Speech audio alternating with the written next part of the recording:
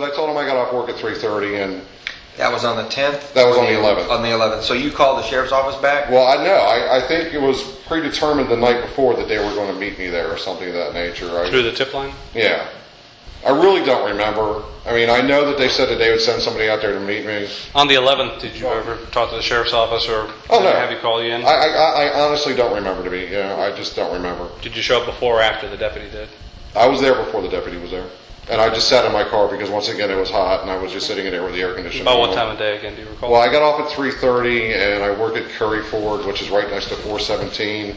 So, and their place is off of Chickasaw, which is really just right up around the corner from where I work. So, it probably took me no more than 15, 20 minutes to get there. I just want to go over this little map here real quick. We sat here, we kind of drew a map and give a rough idea of where everything was.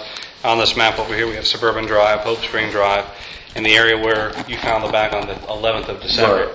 There's a little area that you marked over here, just to the east of it, and you believe that that's where you saw the bag floating in some standing water back on the 10th of August. Right, because it was like after Faye, and so there was a lot of water back there. Are you sure it was after Faye, or are you just sure no, that was the 10th Faye of was August? in June, right?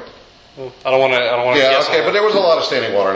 They're in that same area. In that same area. And you said that the bag was approximately anywhere between 4 and 10 feet from where the water's edge. Right, yeah, from the water's edge was. Okay. We drew a map over here. Is this a fair representation of what you remember from August 10, 2008? We actually wrote it up there. Right. Just so we could use this later. Yeah, no, that's fine. Question. Yeah, no, that's fine. Would you mind? I'll go ahead and write my name down here. Sure. And I'll put the today's date, which is 12/17/08, 18:38 hours.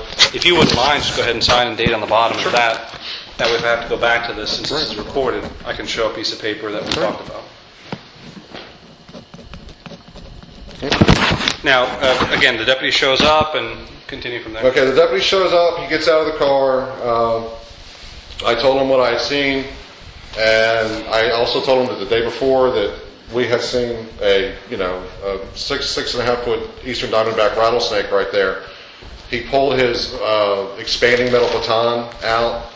I showed him in the area where it was. He took 2 steps into the woods. He basically slid down the hill, came out, told me that the area had been searched, and pretty much I was wasting the county's time, and that they had, I don't know. I mean, I don't want to go outside. Oh, yeah, no, I don't want to make the guy come off as an ass or anything, but they had other things to do and yada yada yada. So I said okay, and went on my happy way. And just to confirm, one of the reasons that you went back when you went back on the 11th, you had already had in mind that I'm already this is a tip that I called them before. So curiosity, is it fair to say that curiosity led you back to that particular area to just look around again? Oh yeah, of course, yeah. I mean, there's always an offside chance that I was right. I mean, even an idiot gets lucky once in a while. So can't argue that fact now. Live your whole life that way. No, I'm good. Scott? I think as long as I think we need to get as far as your recollection. And I was watching your hand motions, but when you had that stick and you thumped that object and you heard that hollow sound, and you turned and you kind of, I guess. I looked for the bottom of the bag. I grabbed the bottom of the bag, and like I said, I yanked it once. I expected the bag to split open. Nothing happened.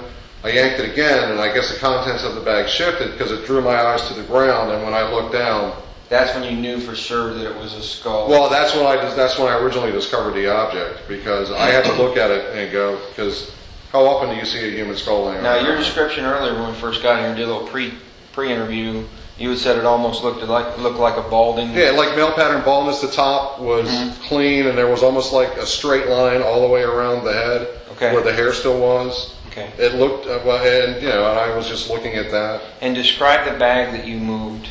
It was just like a black, one of those heavy, like leaf bag or heavy trash bags that you see. Okay. And I really didn't notice anything else because obviously once I discovered what I discovered, the bag was minimal to me anymore. It really didn't matter. So the image that's being portrayed through the media is this skull rolling out of the bag, and so that never occurred? That never occurred. Okay. Then we just need a clarification on that. I will say that I did look into the bag, and I did see what appeared to be almost like stuffing or something.